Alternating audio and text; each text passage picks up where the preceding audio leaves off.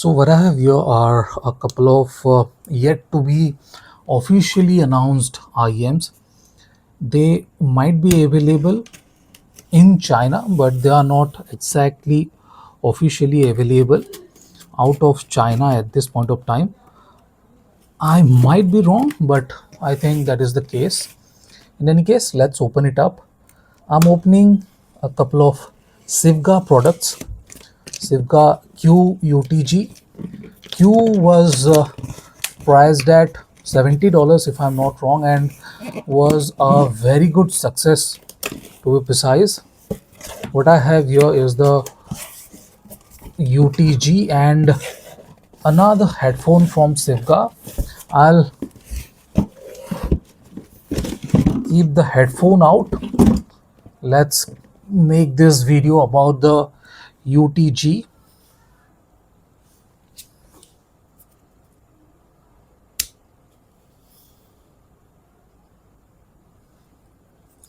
This one is going to be priced at around 95 to $100. I'm not exactly sure what is going to be the exact price, but this is a follow-up to the Sivga Q with a slightly different kind of driver technology.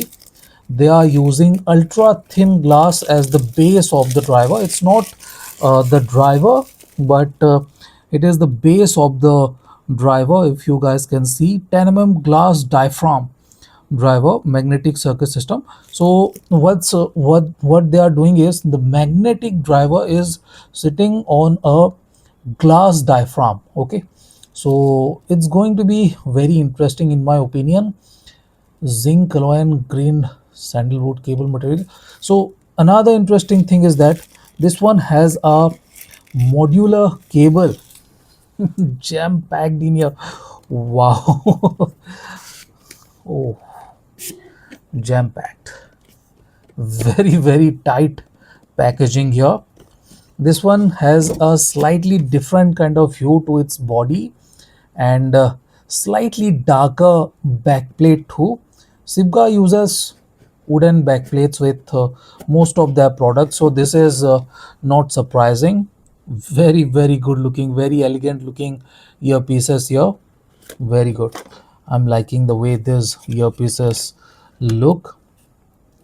We will have a look at the earpieces later. Let's see what else. Nothing in this compartment. Exactly same kind of case too. It's not like they are going to offer something else, because this is one of the best looking and one of the most spacious cases in this price range for just $100. Look at the class. Okay, even though this is not fancy or anything, look at the class of the case. Okay, it can pass as a 25-30 dollar case. Okay, so the quality of this thing is very good. We are getting a modular cable, and I'm thinking of using these slightly wide bore tips. These are kind of narrow bore. Not these black ones are not exactly wide bore, but they are marginally wide bore. I'll use this in any case. Let's have a look at the cable. So this is kind of exactly same cable we saw with the Q, but this one has modular plugs here. Let me open it up. Okay, screw it out and pull it out slightly. uh, Slight bit of struggle here. So that's a good sign. It is a sign. It means that they have made this cable nicely. So I'm not going to use this for the review for sure, or for even the initial impression. I'm going to switch to the 4.4 mm termination. In any case, let's have a look at the earpieces. Okay, I was thinking this might look slightly darker, but that's not exactly true.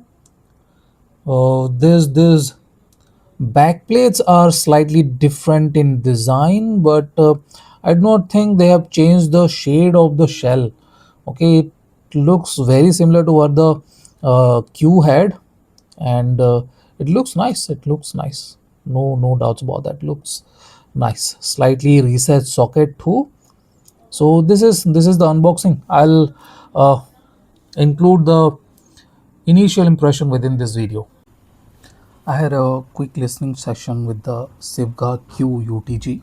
Now this IM is priced at around $100. Might come to India, maybe if it comes to India, it will be priced at I think 9,000 rupees. Now this one uses a interesting kind of driver. You guys can read glass diaphragm dynamic driver. So it uses a glass base for the dynamic driver, and to my surprise, okay, I was not expecting it to sound this clean, to be precise, especially when the Sivga Q, the original Q, was a lot more warmer, a lot more thicker, and a lot more, I'll say, macro dynamic oriented. Okay, this one is offering a lot more clarity, a lot more precision, and very good micro dynamics too, micro details too. So that is where this IM is totally different from its uh, predecessor, to be precise. This one has slightly different backplate, has exactly same ergonomics, and slightly better cable too. We are getting a modular cable here. Now this is interesting.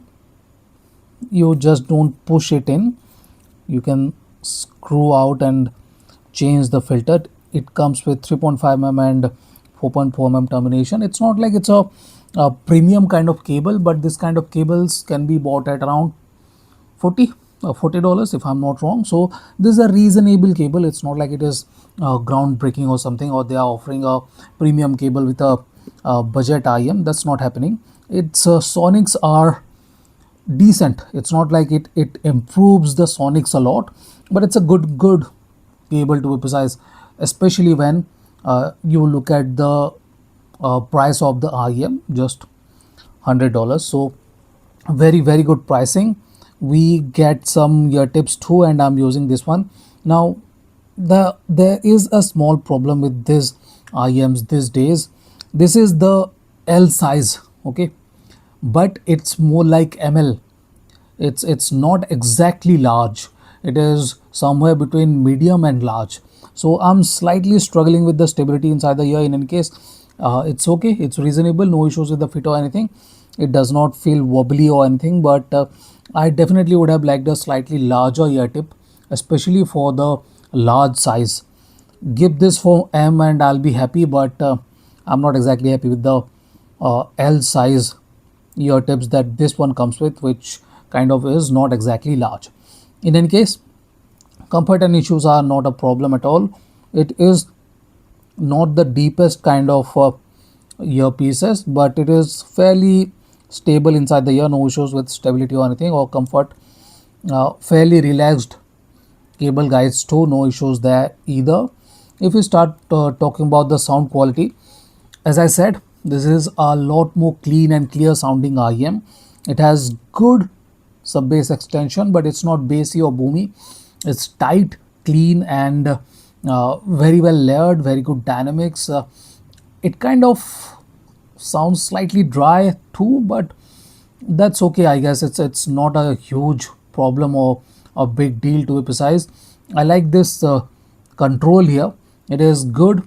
I'm liking the way this renders the mid bass too, which is clean, clear, and nicely resolving. I would have liked a slightly more punchier presentation. Notes could have hit a bit more harder, but it's okay, I guess. No issues with upper bass clarity or anything. As I have already mentioned, very good dynamics, very good clarity for a $100 IM for the low end, to be precise. If we start talking about the mid range too, it's a very clean sounding IM. Okay, unlike the Q, which was kind of lacking with finishing definition, this one has very good finishing. Male and female vocals are not very throaty, but they have extra bit of accuracy and precision. They have extra bit of details, very good texture. Okay, it's not like it is lacking texture. It has very good texture, but notes are a bit more precise. They are not very throaty. Cohesion levels are not on the higher side. Okay, Q was a lot more cohesive. This one is more on the accurate side. Okay, transparency and clarity is on the higher side. If you move on to the highest, that is where this IEM is good too. Unlike the Q, which was lacking energy in the treble region, this one has very good treble clarity, very good layering and separation, clean. Okay, clean layering and separation, and good sonics too. I'm liking the way this IEM is uh, tuned. Okay, it has very good sonics at this point of time. I like the extra bit of clarity with the transient instruments. It has very good cue placement, and you can kind of pinpoint the position of the instrument. Okay, so that is where this IM is very good at. So this is the initial impression. I'll do the final review later this month. Okay, so this is the initial impression and unboxing of Sivga Que UTG. Thank you for watching, guys. Have a nice day. Enjoy.